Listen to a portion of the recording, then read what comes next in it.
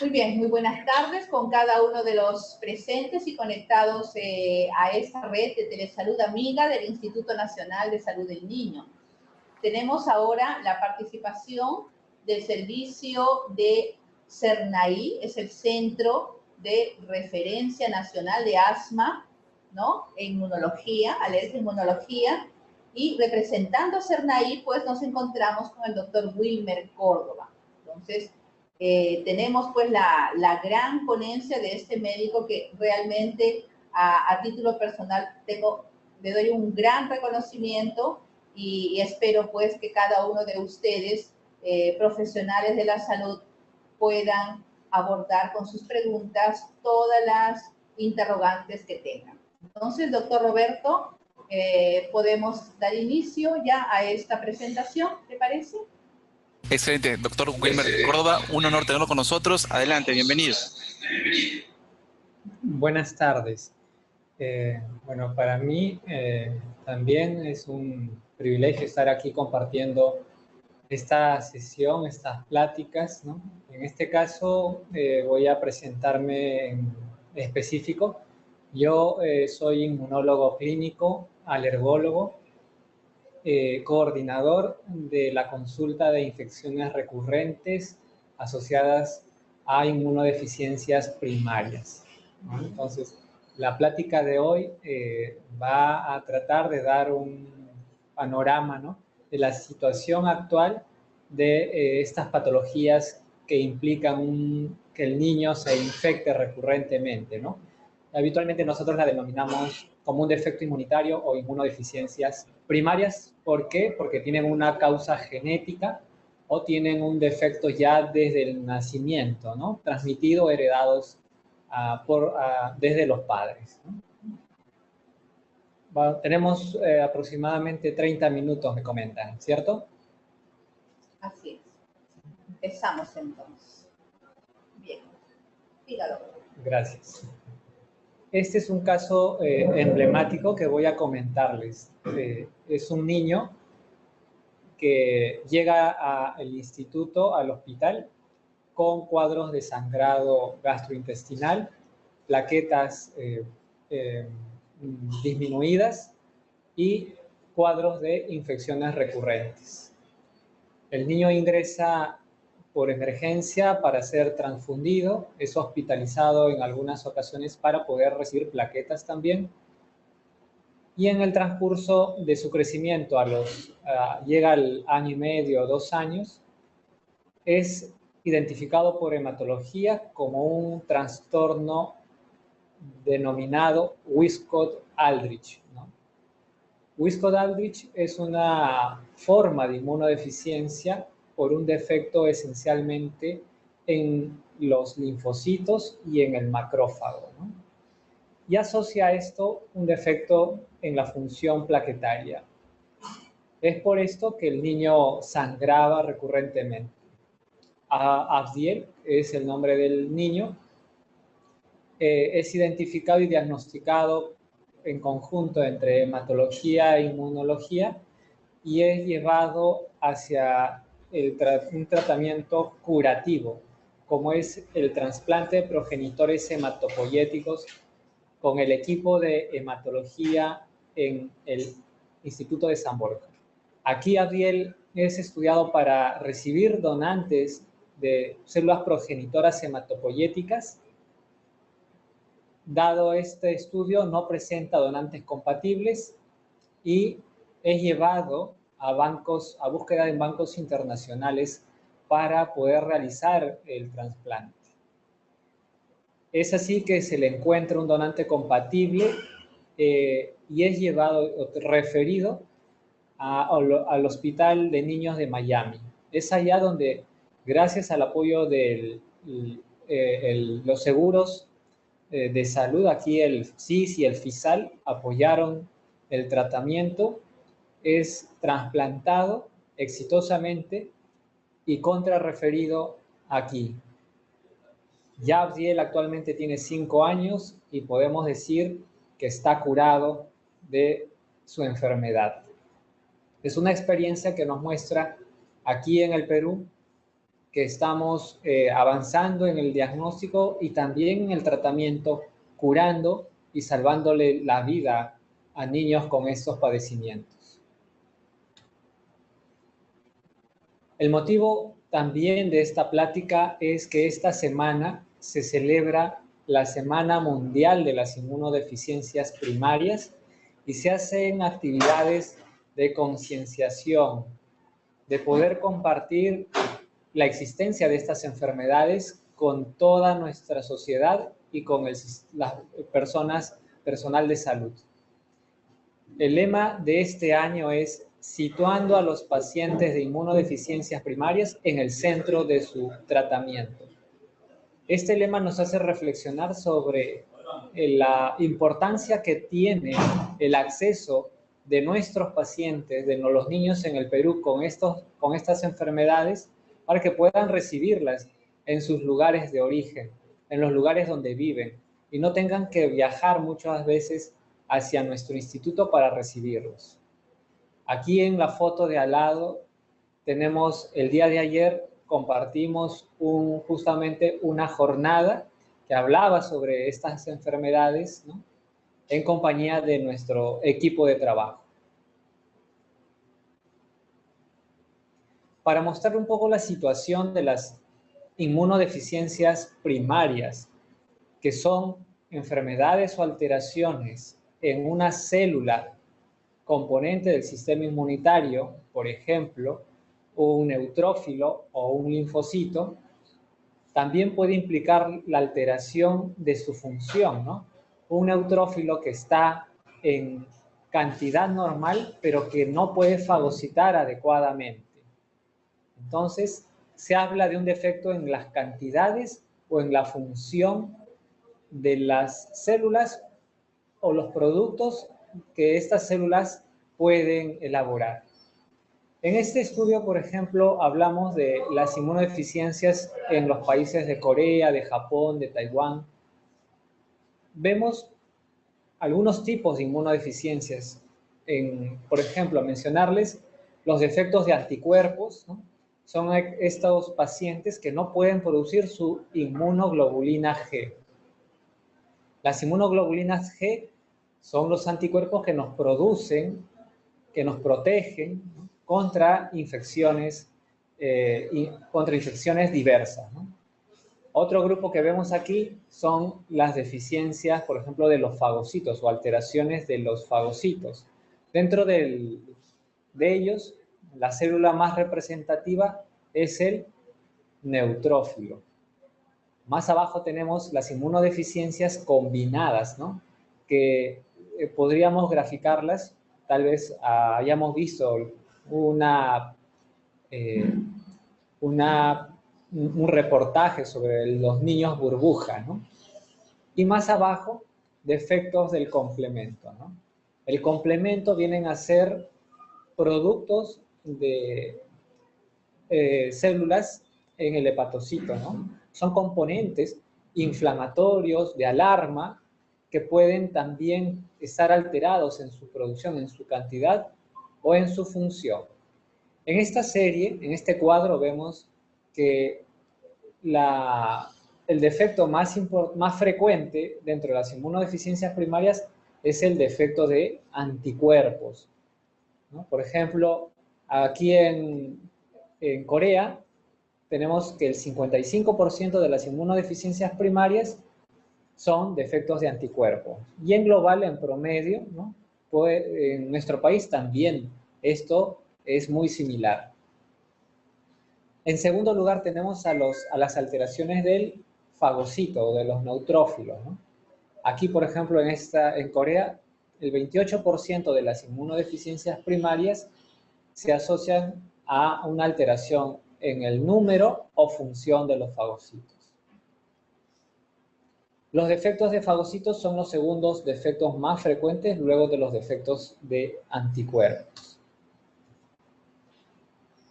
Este estudio en Corea entonces nos muestra, ¿no?, que es un estudio en menores de 19 años, nos muestra una prevalencia de 11.5 casos por millón de habitantes. Esto extrapolándolo a nuestra realidad, por ejemplo, tendríamos 11.5 casos por millón. Esto lo podríamos multiplicar por 30 y tendríamos casi 300 casos en nuestro país, ¿no?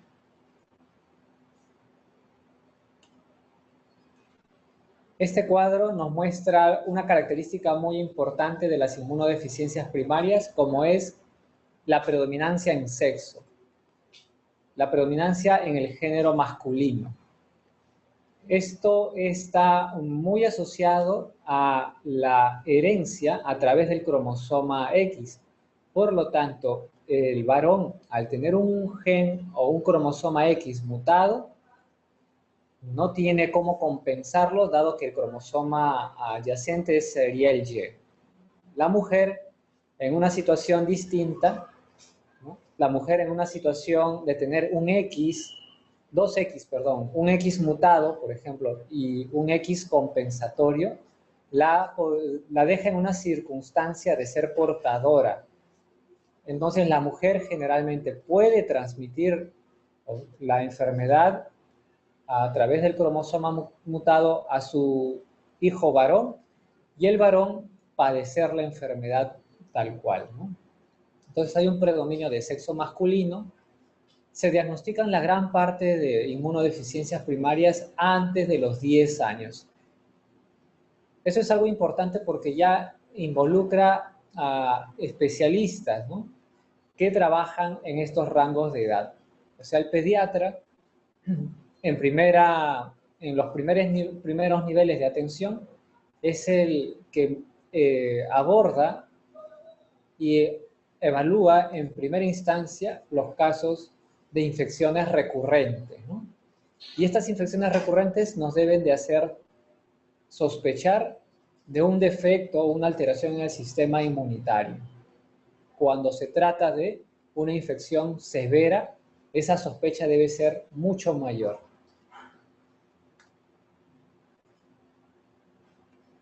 En este cuadro vemos otras características importantes como son la edad de inicio de los síntomas y la edad de diagnóstico, ¿no? Es decir, el tiempo que transcurre o que se demora un paciente con infecciones recurrentes en ser diagnosticado de una inmunodeficiencia primaria. El promedio de demora en Corea, por ejemplo, en este estudio, es de 3, casi 4 años, ¿no?, desde el inicio de los síntomas hasta el diagnóstico. Las inmunodeficiencias que más rápidamente se manifiestan o tienen complicaciones infecciosas son las inmunodeficiencias combinadas.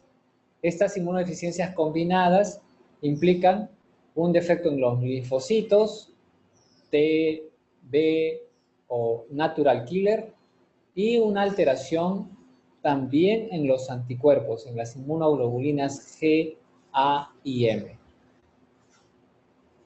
Por lo tanto, como son defectos severos, la edad de manifestación son muy tempranas, 0.3 años, ya empiezan a hospitalizarse y son consideradas urgencias, ¿no? Estos pacientes, si no se les da el tratamiento adecuado, pueden fallecer antes del año de vida. Entonces, el diagnóstico luego de los 4 años de inicio de los síntomas es habitual, es un tiempo valioso, ¿no?, el que debemos de mejorar. Disminuir los tiempos en el diagnóstico sería lo ideal para evitar secuelas o complicaciones infecciosas en nuestros pacientes. Los defectos de anticuerpos son los que más tardíamente se diagnostican en esta publicación y las inmunodeficiencias combinadas son las que presentan los síntomas mucho más rápido, ¿no?, mucho más precozmente. Hablando de este estudio, nos muestra también una característica importante, como son las infecciones más frecuentes, ¿no? ¿Cuál es la infección más frecuente asociada a una inmunodeficiencia primaria? Son las neumonías, ¿no? Aquí vemos que las neumonías en la parte superior presentan el 38% de las infecciones sufridas por una inmunodeficiencia primaria. Y miren, en los subgrupos, por ejemplo, cuando hay un defecto de los linfocitos B, el 53% de estos defectos van a presentar también neumonías. Los defectos de células T también presentan neumonías en un porcentaje significativo. Los pacientes que tienen alteraciones en los neutrófilos, en los fagocitos, 15% de ellos van a padecer una neumonía, ¿no? Y los que presentan inmunodeficiencias combinadas, 40% de sus infecciones van a estar asociadas a neumonías, ¿no? En segundo lugar, algo para reflexionar y analizar son las linfadenitis, ¿no? Los ganglios que se van inflamando y van aumentando su volumen. Miren, esto está muy asociado a qué factor o a qué desorden, ¿no? A qué alteración. A la alteración de los macrófagos o de los fagocitos. Entonces, cuando vemos a pacientes con ganglios grandes, luego de hacerle un descarte de un linfoma, por ejemplo, o de una tuberculosis, si no presentan estas patologías, estos pacientes podrían presentar una alteración en los neutrófilos o en los fagocitos, ¿no? Y ya debajo de esta alteración tenemos los abscesos perianales, que también está asociado a un desorden o a una alteración de los fagocitos. Y más abajo, resaltando en su frecuencia, un 57% de pacientes con alteraciones en linfocitos T van a presentar sinusitis, ¿no? Entonces, cuando un paciente presenta neumonías recurrentes, ganglios grandes y sinusitis recurrentes, uno ya puede de alguna manera dirigir la sospecha dentro de las inmunodeficiencias primarias, dirige una sospecha a un defecto en un macrófago o un defecto en un linfocito, ¿no? Entonces este cuadro nos ilustra y nos ayuda hacia ello. ¿Cuál es la situación de las inmunodeficiencias en nuestro país? En el Perú tenemos una población, según el censo del 2017, de casi 32 millones de habitantes.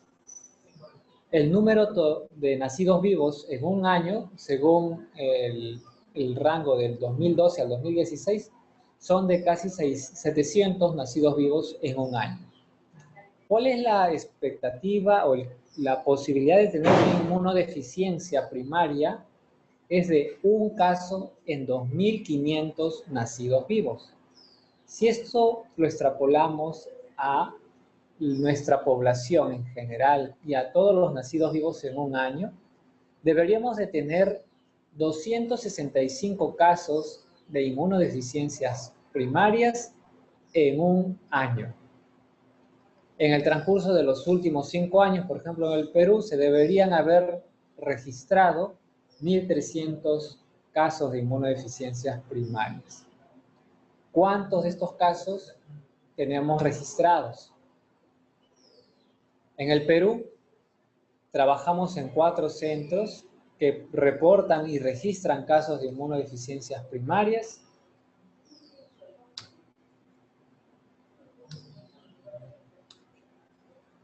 Los 4 centros aparecen aquí al lado, dentro de los que destaca nuestro Instituto Nacional de Salud del Niño, instituciones de salud y centros privados. Siendo nuestro sistema de salud uno de los que mayor cobertura tiene en el Perú, el 56% de nuestra población está coberturada por el SIS, por lo tanto tenemos una población y una cantidad importante de registro para pacientes con defectos inmunitarios. En este cuadro vemos el reporte latinoamericano de inmunodeficiencias primarias. Vemos aquí que el país que más inmunodeficiencias reporta a este registro es Argentina, con 2.700 casos. El Perú, a diciembre de 2018, tiene solamente 204 casos registrados y reportados al registro latinoamericano. Esto significa solamente el 2% de todos los casos en Latinoamérica, ¿no? Y es de reflexión que son patologías que se subregistran y se subdiagnostican por diversos factores. Uno de los factores tal vez más importantes es la falta del conocimiento de estas patologías. Este cuadro nos muestra, por ejemplo, el uso de las inmunoglobulinas, que es uno de los tratamientos más importantes para los pacientes que tienen una alteración en la producción de sus inmunoglobulinas. Uno las puede transfundir. A los pacientes que les falta glóbulos rojos, los transfundimos. A los pacientes que no tienen inmunoglobulinas o las tienen defectuosas, les podemos aportar inmunoglobulinas adecuadas y funcionantes. Este tratamiento se viene llevando a nivel nacional, sobre todo en nuestro instituto, ya hace más de 10 años. Este cuadro nos muestra que, por ejemplo, el Perú utiliza de los 200 casos que tenemos registrados, 51 casos reciben el tratamiento de inmunoglobulina humana. No todas las inmunodeficiencias requieren inmunoglobulina. Por ejemplo, ¿no?, una alteración en el sistema del complemento, que es un elemento de inflamación, de ausonización en nuestro sistema inmunitario, no requeriría el uso de inmunoglobulinas.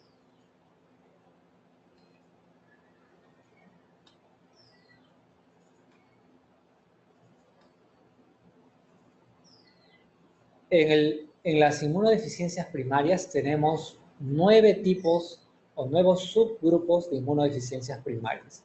Y estos subgrupos o subtipos se clasifican de acuerdo a la célula o al elemento, a la interleucina, por ejemplo, o al complemento que viene a presentarse alterado o defectuoso.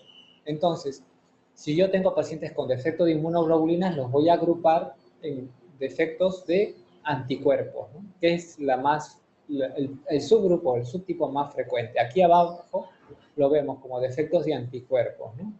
Y es el defecto más reconocido, es el más frecuente en diversas series, ¿no?, en diversos grupos de estudio. Esto es concordante con nuestra realidad. En nuestros pacientes, en el registro institucional que llevamos, los defectos de anticuerpos también son los más frecuentes. ¿Seguidos de qué defectos? Los hemos visto en las diapositivas anteriores. El segundo grupo más frecuente es el defecto de fagocitos, ¿no? Entonces, este defecto de fagocitos implica, por ejemplo, las neutropenias congénitas, aquellos pacientes que no pueden producir sus neutrófilos o los neutrófilos fallecen rápidamente, o también alteraciones en la función del macrófago. Este macrófago, por ejemplo, no tiene un receptor para poder activar ciertas habilidades, y este defecto pues los hace no funcionantes. Y así sucesivamente tenemos, por ejemplo, defectos bien definidos, le llamamos, cuando las inmunodeficiencias se asocian a características clínicas singulares o particulares de una patología. Dentro de ellas, por ejemplo, ya mencionamos un caso, el caso del niño que padecía Wiskott-Aldrich. Entonces, Wiskott-Aldrich es una inmunodeficiencia con particularidad y singularidad propia, ¿no? O los síndromes hiper-IgE, por ejemplo, también, ¿no? Entonces, estos efectos también son relativamente frecuentes. Después tenemos inmunodeficiencias combinadas, ¿no? Las combinadas que afectan los linfocitos T, los linfocitos B y los anticuerpos. Seguidamente tenemos la característica o el subgrupo de fenocopias, ¿no? Las fenocopias es un grupo últimamente descubierto, clasificado. Este grupo engloba o incluye a pacientes que poseen autoanticuerpos, ¿no? y estos autoanticuerpos van a inhibir la función normal del sistema inmunitario. Entonces, este autoanticuerpo puede inhibir, por ejemplo, la función correcta de un neutrófilo o de un linfocito y semejar, ¿no?, una inmunodeficiencia primaria. Luego tenemos el subgrupo de defectos del complemento, ¿no? El complemento, ¿qué función tiene? Tiene la función de opsonizar, tiene la función de inflamar, de activar una cascada inflamatoria, ¿no? Y por lo tanto, cuando lo tenemos disminuido, no vamos a poder opsonizar ni poder activar inflamación, ¿no? Luego, ¿qué otro grupo tenemos? Tenemos el desórdenes autoinflamatorios y dentro de ellos los síndromes con hemofagocitosis, por ejemplo, ¿no? Un último grupo, los defectos intrínsecos de la inmunidad innata, que engloba dos patologías muy importantes a recordar, como son la susceptibilidad mendeliana a micobacterias. Nosotros en el Perú, por ser un país endémico de tuberculosis, debemos de sospechar cuando una tuberculosis es atípica o presenta una complicación por gérmenes no patógenos, como por ejemplo el Mycobacterium bovis de la vacuna, y este Mycobacterium que es vivo, ¿no?, atenuado, puede aprovechar de un organismo deficiente en el sistema de inmunidad. Entonces, este tipo de casos nos debe hacer sospechar en este tipo de patología de subgrupos, ¿no?, un defecto en la inmunidad innata. Además de ello, y finalmente, ¿no?, las enfermedades con disregulación inmune. Estos defectos, ¿no?, de disregulación inmune representan o engloban aquellas patologías con autoinmunidad y linfoproliferación asociada. Bien, entonces esta clasificación de la Unión Internacional de Sociedades de Inmunología del 2017 es la última clasificación y tiene 9 subtipos. Esta es una encuesta que se hizo en 13 hospitales a nivel nacional, 8 hospitales de Lima, 2 hospitales de Arequipa, 2 de Trujillo y 2 de Lambayeque. Se hizo una encuesta para conocer, ¿no?, la experiencia que tenían personal de salud. En este caso incluimos internos, residentes y médicos asistentes, en las cuales se preguntaba, por ejemplo, ¿usted ha identificado algún caso de inmunodeficiencia primaria? El 42% mencionaba que sí. Otra pregunta importante, ¿su hospital cuenta, por ejemplo, con citometría de flujo para poder hacer recuento de linfocitos CD3 o CD19 o 20? Y solamente el 20% de los participantes contaban con esta metodología de diagnóstico y de evaluación. En la pregunta al final, por ejemplo, ¿cuánto de experiencia tienen en el uso de inmunoglobulina humana, ¿no? La gran parte tenía experiencia usando inmunoglobulina humana en Kawasaki, en síndrome de Guillain-Barré, en púrpura trombocitopénica inmune. Pocos, solo el 16%, habían sugerido o indicado inmunoglobulinas para un caso de inmunodeficiencia primaria.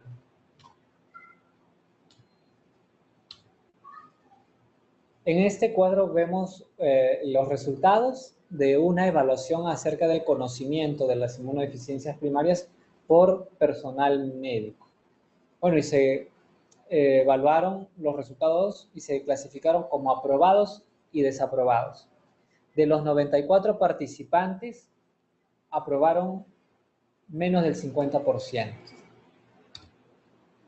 Entonces, existe aún poco conocimiento sobre las inmunodeficiencias primarias, ¿no?, y la inmunología en general. En nuestra formación médica, por ejemplo, son pocas las entidades formadoras de médicos que incluyen inmunología como un curso independiente.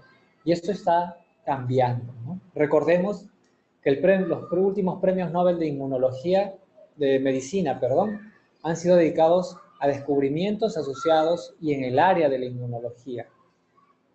Tosuku Honjo, uno de los ganadores del premio Nobel del año pasado, gana el premio por su descubrimiento en la molécula PD1, ¿no? Y su asociación con el beneficio de la inmunoterapia en el cáncer, ¿no? Entonces, este conocimiento y la inmunología va creciendo y nos va beneficiando no solo en las inmunodeficiencias primarias, sino también en otras aplicaciones.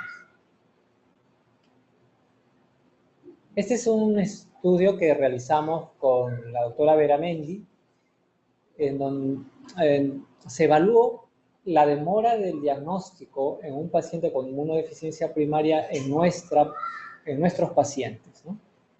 Aquí destacar que el grupo de inmunodeficiencia primaria que más demora en el diagnóstico tuvo fue la disregulación inmunitaria, ¿no? Pacientes con síndromes hemofagocíticos, por ejemplo, ¿no? Una de las patologías que menos tiempo en diagnóstico tuvo fue los de defectos de anticuerpos, y la que más rápidamente se diagnosticó fue la de defectos en fagocitos. Y esto va a variar de acuerdo a los grupos y a la experiencia también de los profesionales, ¿no? Como dato global en nuestra población, en nuestros pacientes, tenemos una demora en diagnóstico de 12 meses, un año.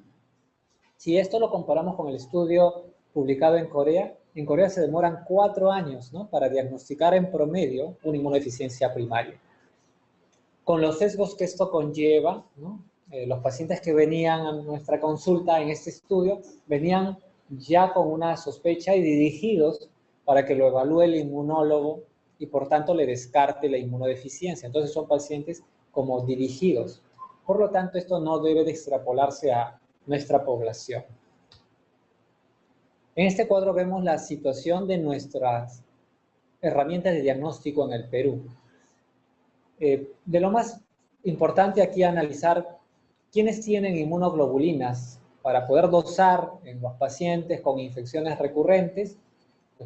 De los hospitales más importantes, referenciales, ¿no?, mencionar el San Bartolomé, al Hospital 2 de Mayo, Hospital Loaiza, Hospital Militar, Hospital de Policía, instituciones de salud, Almenara, Rebagliati y los centros privados. Todos los hospitales y centros mencionados tienen inmunoglobulinas para evaluar a sus pacientes. Todavía nos falta implementar algunas metodologías de diagnóstico importante.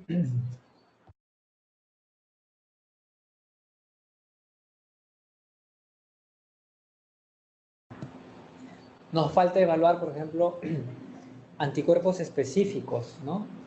Es decir, un paciente que se enferma frecuentemente de un germen o de una infección por neumococo, por ejemplo, podríamos evaluar cómo están produciendo los anticuerpos contra el neumococo. Esta metodología la tenemos al alcance, afortunadamente, por un proyecto, ¿no? Y así nos falta implementar algunas herramientas como población de linfocitos, muchas gracias, y otras herramientas. Y esto se puede superar a través de un trabajo en redes, un trabajo en equipo, ¿no?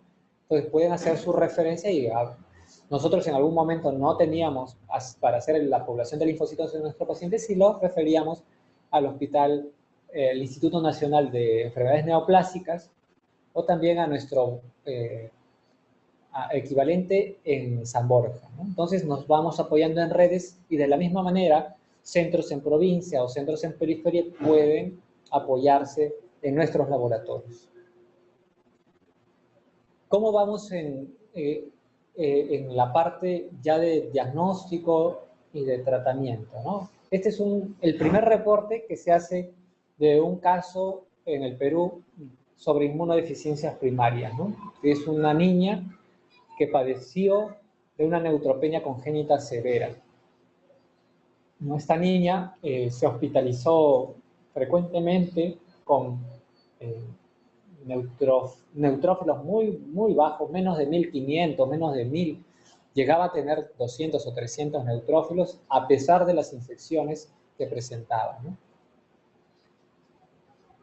Finalmente se le diagnostica neutropenia congénita y desafortunadamente hace una conversión a leucemia, se combina con una leucemia y se le trasplanta fuera del país y fallece por una complicación post-trasplante. ¿Cómo está nuestro país, nuestro sistema de salud? En las inmunodeficiencias primarias implica evaluar el factor del personal especializado en estudio de estas patologías. ¿Cuántos inmunólogos tenemos en el Perú? En el Perú tenemos 30 alergólogos e inmunólogos. De ese número, por más de la mitad se dedica a evaluar y tratar pacientes con alergias y menos del 50%, ¿no? Se dedica a evaluar y tratar pacientes con inmunodeficiencias primarias. Por lo tanto, tenemos un defecto importante, ¿no? Una deficiencia de personal y de recursos especializados. Todos los pacientes, todos los especialistas en inmunología se centran en la capital, ¿no?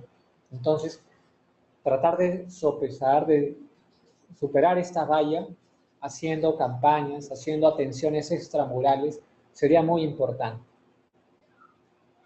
Entonces, los diagnósticos son facilitados por las herramientas del laboratorio y por el personal capacitado, ¿no? En este caso, el pediatra puede bien hacer la sospecha y la evaluación primaria, ¿no? Y luego referir al especialista como se hace actualmente, ¿no? Recibimos referencias constantemente de hospitales en Lima y también de hospitales en provincia. Este mapa nos muestra, por ejemplo, casos de gamma-globulinemia en Tumbes, que vienen recibiendo su tratamiento con inmunoglobulinas allí. Casos de candidiasis mucocutánea crónica, Cajamarca, Lima, Cusco. Son regiones donde hemos identificado estas patologías. Casos de neutropenia congénita, de desenlaces lamentablemente fatales, en Cajamarca. Susceptibilidad mendeliana a micobacterias. Aquí en Lima, en Cusco y en Puno se han identificado estos casos. Síndromes hiper-IgE en el Hospital Amazónico, por ejemplo, en el Hospital de Arequipa. A gamma-globulinemias, que es la más frecuente, ¿no? Las tenemos también por el sur, en Apurímac, en Arequipa y aquí en Lima. Lamentablemente es una circunstancia, ¿no?, que ya diagnosticada muchas veces requiere que estos casos sospechados migren a Lima para su evaluación y luego se permanezcan en nuestra ciudad, en Lima, para poder acceder al tratamiento. Es una realidad que todavía nos cuesta por los procesos administrativos que se deben regularizar y que estos pacientes puedan recibir su tratamiento en el lugar donde viven, ¿no? En el hospital regional más cercano a su localidad. Esto se ha mejorado en Tumbes y se ha mejorado en Ancash, ¿no?, donde los pacientes han recibido su tratamiento. De los tratamientos más usados, además de la inmunoglobulina humana, que las tenemos al 5%, al 10% y al 20%, que da la facilidad de administrarla subcutánea en un domicilio. También contamos con inmunomoduladores como el sirolimus, ¿no?, que es un inhibidor de la linfoproliferación que puede existir cuando hay una disregulación inmunitaria. Antibacterianos y antifúngicos cuando el paciente lo amerita también. En los tratamientos, aquí podemos mencionar que las inmunoglobulinas están sustentadas por los sistemas de salud. Las deberíamos de tener en las tenemos en hospitales regionales. Sin embargo, nos piden, por ejemplo, una guía aprobada, que nuestro comité o con nuestro comité farmacoterapéutico las apruebe. Son medicamentos de relativamente alto costo, ¿no?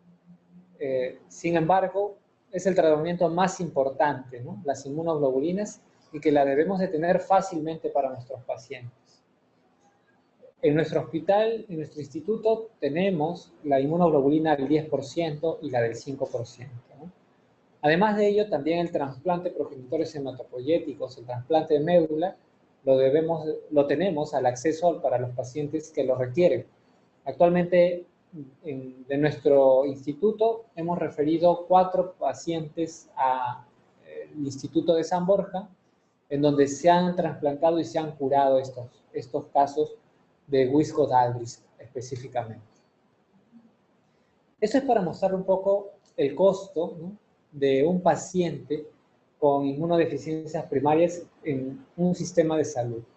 Un paciente que no es diagnosticado de inmunodeficiencia primaria, la padece y se hospitaliza frecuentemente, se infecta, se complica frecuentemente y representa un gasto al sistema de salud de $137,000 en un año. Un paciente diagnosticado y tratado representa al sistema de salud un gasto de $30,000 anuales. Esto representa, por lo tanto, un ahorro de casi $100,000 en un año.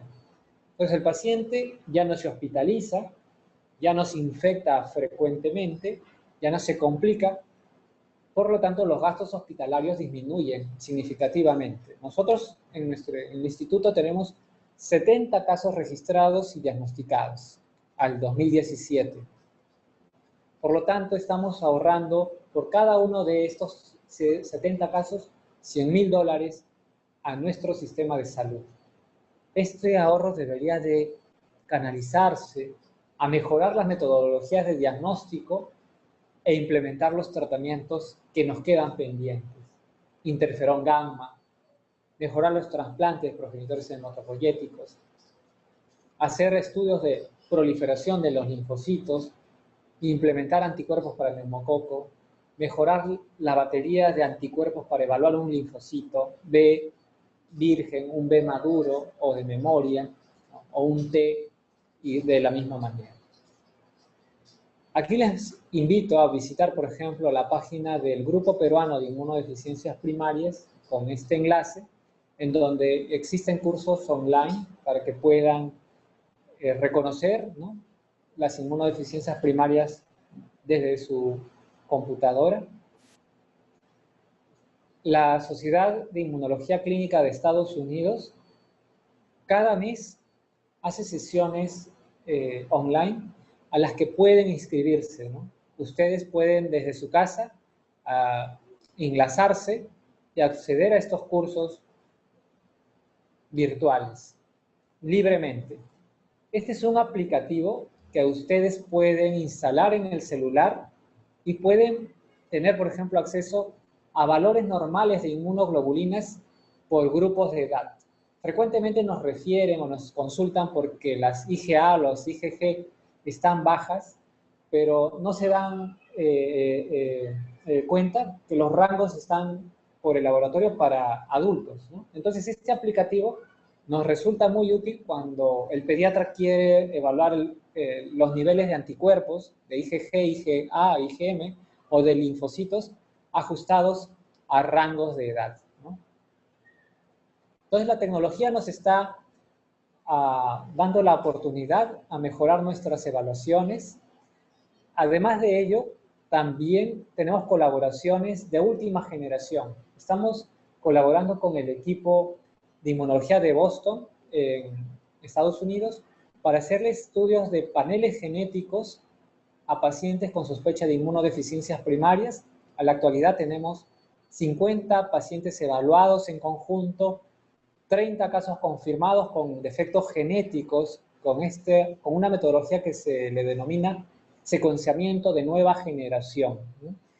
Esta es una metodología que ahorra tiempos, que ahorra también recursos económicos, ¿no?, sumando población de linfocitos, sumando estudios especializados de subclases de IgG, de anticuerpos específicos. Me demoró un mes en tener todos los resultados de estos casos. Haciendo un secuenciamiento de paneles genéticos, tendría los resultados rápidamente y directamente. Es una metodología que queremos implementar, hemos concursado a Concitec, ¿no? Y seguimos intentando traerla, implementarla en nuestro país. Solo para terminar, un par de casos, ¿no?, en donde se muestra, ¿no?, la utilidad de esta metodología, ¿no? Una niña de 17 años que tenía neutropenia, ¿no?, diagnosticada con inmunodeficiencia común variable, una historia de sepsis, de necrosis, se replantea el caso y se le hace estudios de secuenciamiento genético. Miren aquí este cuadro. ¿Cuánto tiempo me demoro en hacerle los estudios? Un día aquí, 4 días para proliferación de linfocitos, para secreción de inmunoglobulinas, 14 días.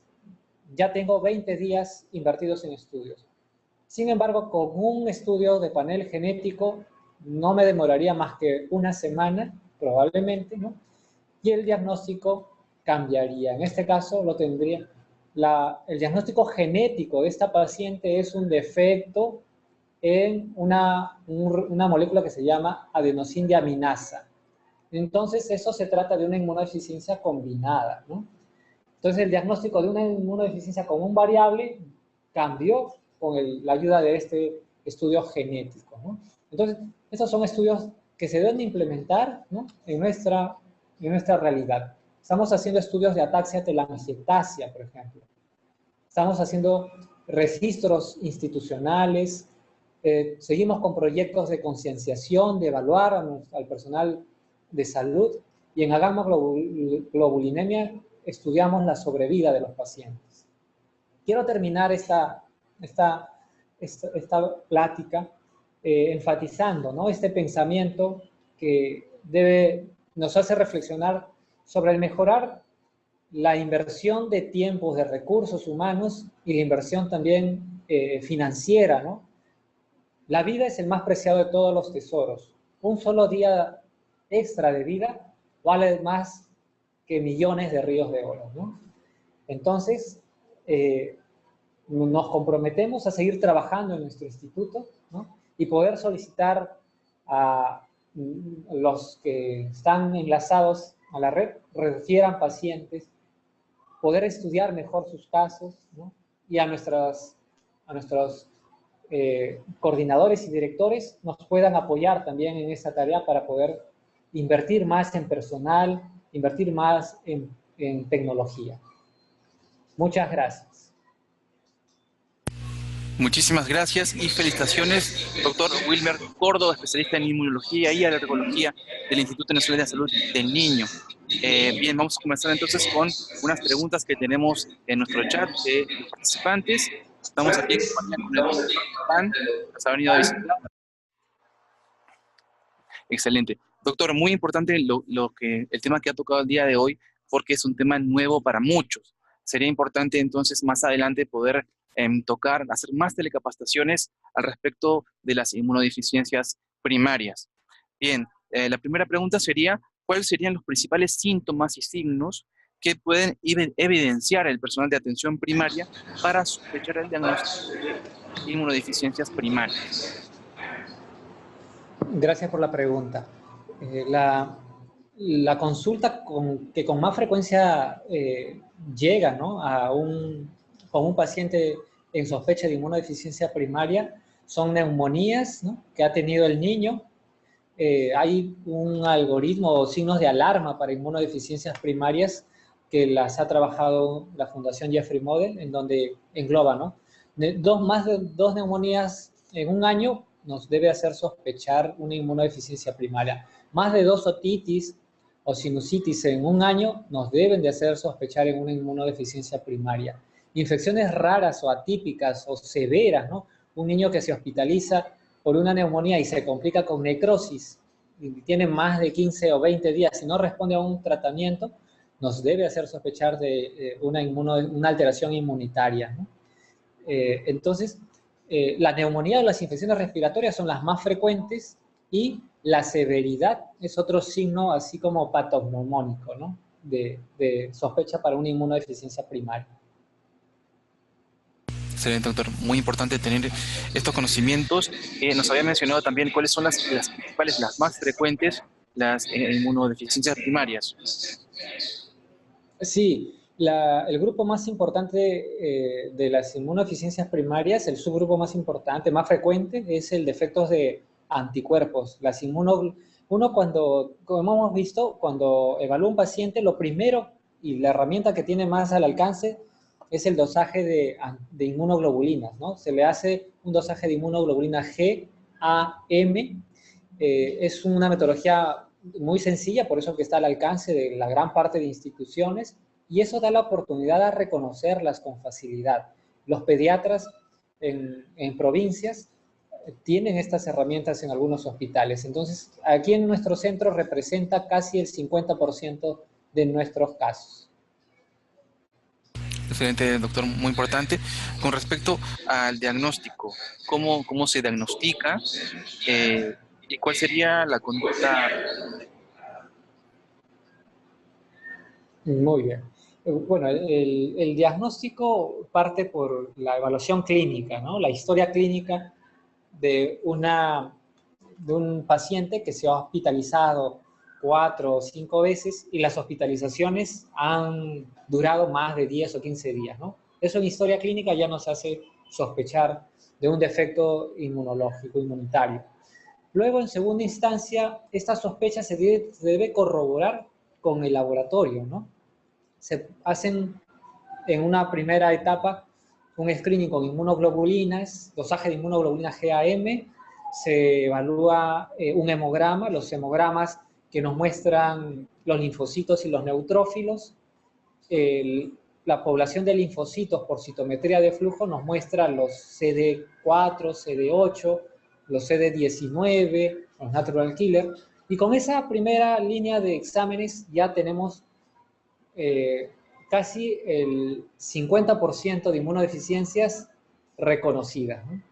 Luego de ello ya podemos pasar a estudios un poco más especializados y también más complicados de elaborar, de realizar, ¿no? Tenemos, por ejemplo, para enfermedad granulomatosa crónica o defectos del fagocito, ¿no? Para evaluar su funcionalidad, cómo va este fagocito formando el fago lisosoma, tenemos una metodología que se llama 1, 2, 3 DHR. En el Perú solo hay un laboratorio que lo realiza.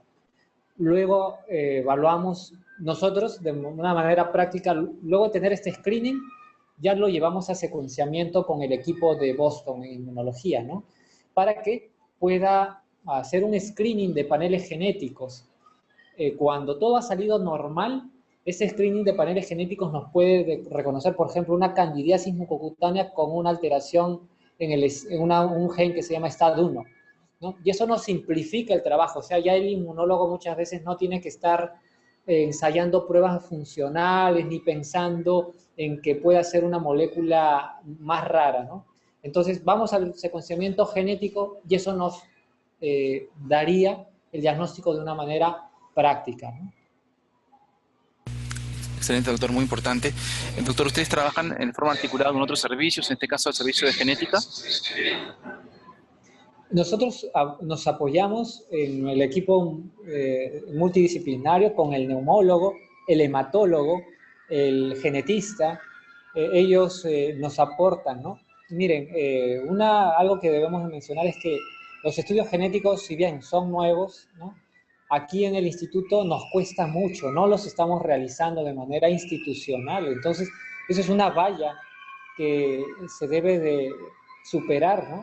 Actualmente, por colaboración científica y de investigación, no representa un costo a nuestros pacientes ni a nuestra institución. Sin embargo, esto tiene un final, ¿no? del proyecto y deberíamos, ¿no? Tener la implementación de estas metodologías que abaratan el diagnóstico en un hospital como el nuestro. Muchísimas gracias, doctor, muy importante. Con respecto a los exámenes de laboratorio que se pueden realizar en atención primaria o en provincia, ¿cuáles serían los principales exámenes de laboratorio y cuáles son los exámenes más específicos que cuentan ustedes en el Hospital del Niño? Atención primaria, con un hemograma y tal vez una electroforesis de proteínas, lo que también pueden hacer es dosar albúmina y globulina. Ya uno tiene una idea. Las globulinas, por ejemplo, que hacemos en los hospitales, incluyen la cantidad de IgG, que es la globulina más frecuente, ¿no? Entonces, ya con estos exámenes en primer nivel de atención en provincias, podemos ir evaluando, ¿no? estas áreas del sistema inmunitario. Si todo esto está normal, digamos, y el paciente tiene una clínica muy sospechosa, debemos de ir avanzando. Pueden referir casos, los casos podemos referirlos por consulta ambulatoria, o cuando el paciente está hospitalizado también puede venir, ¿no? E ingresar a ser evaluado aquí en el instituto. De los exámenes más especializados que contamos, pues contamos con citometría para población de linfocitos. Comentar que en la inmunología nosotros tenemos recién 7 años en nuestro instituto, ¿no? Para tener una idea, que somos nuevos, somos en comparación con otros centros que tienen 50 años de desarrollo, ¿no? Nosotros estamos en aprendizaje, estamos recién aprendiendo a caminar. Eso para los exámenes, para tener una idea, estamos con los exámenes más básicos que podamos necesitar para evaluar a un paciente desde el punto de vista de la inmunología. Sin embargo, podemos, ya con estos estudios básicos, reconocer, como les dije, casi el 50% de las inmunodeficiencias primarias. Ya los estudios genéticos nos pueden hacer saltar, ¿no? Nos pueden hacer desarrollar y madurar nuestra etapa, ¿no? Nuestro desarrollo hacia una etapa ya de adolescencia, por así decirlo, ¿no? Entonces, los estudios genéticos creo que son lo más importante, lo que necesitamos en este momento implementar, que gracias a colaboraciones con centros internacionales los tenemos al alcance. Excelente, doctor, muy importante. Doctor, con respecto al pronóstico de estos pacientes, ¿cómo es el pronóstico de ellos? Siendo los defectos de anticuerpos los más frecuentes, ¿no?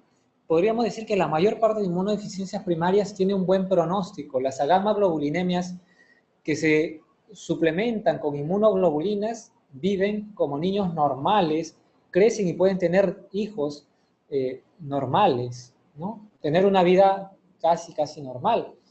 Hay un grupo que sí debemos de tener, que debemos de mejorar en relación al pronóstico. Por ejemplo, los pacientes con enfermedad granulomatosa, con defectos en el macrófago, una vez que son infectados por Aspergillus y se complican en el pulmón, estos pacientes han fallecido lamentablemente, ¿no? Por esta infección que es difícil de erradicar. Entonces, hay casos o hay grupos de inmunodeficiencias que sí hay que reconocerlas mucho más precozmente para evitar un desenlace fatal. Y eso implica, por ejemplo, ¿no? Las granulomatosas que nosotros hemos reconocido han estado en nuestro hospital 1 año hospitalizados, por ejemplo, ¿no? Y han fallecido, a pesar de todo el esfuerzo que se hace. Y la metodología más importante para poder dar a estos pacientes es el trasplante de progenitores hematopoyéticos en una etapa precoz. Por lo tanto, reconocido una enfermedad granulomatosa, se debe llevar a trasplante para mejorar el pronóstico de mortalidad, ¿no? Y así, por ejemplo, las combinadas y otras patologías. Entonces, como en conclusión, gran parte de las inmunodeficiencias primarias tienen buen pronóstico, y otro grupo, si se reconoce precozmente, se puede curar, ¿no? Se puede mejorar. Muchísimas gracias, doctor Wilmer Córdoba, especialista en inmunología y alergología del Instituto Nacional de Salud del Niño, Ministerio de Salud. Un gusto enorme tenerlo con nosotros. Algunas recomendaciones finales, por favor, dirigidas a la atención primaria en salud, por favor. Sí, quiero comprometerme, ¿no? A colaborar con ustedes. Aquí en la presentación tienen mi correo, al cual pueden escribir y reportar casos, y así lo hemos estado haciendo por telemedicina, ¿no? Gracias a este soporte, a esta plataforma, hemos podido llegar a hacer teleconsultas con hospitales muy lejanos. Entonces la tecnología nos está dando esta oportunidad de enlazarnos y estar en todo el Perú prácticamente, ¿no? Muchas gracias a ustedes. Muchísimas gracias, doctor Wilmer Córdoba, y hasta pronto. Un gran saludo para usted y a todo el equipo del Instituto Nacional de Salud del Niño y Ministerio de Salud. Hasta pronto, muchas gracias. Gracias. Excelente.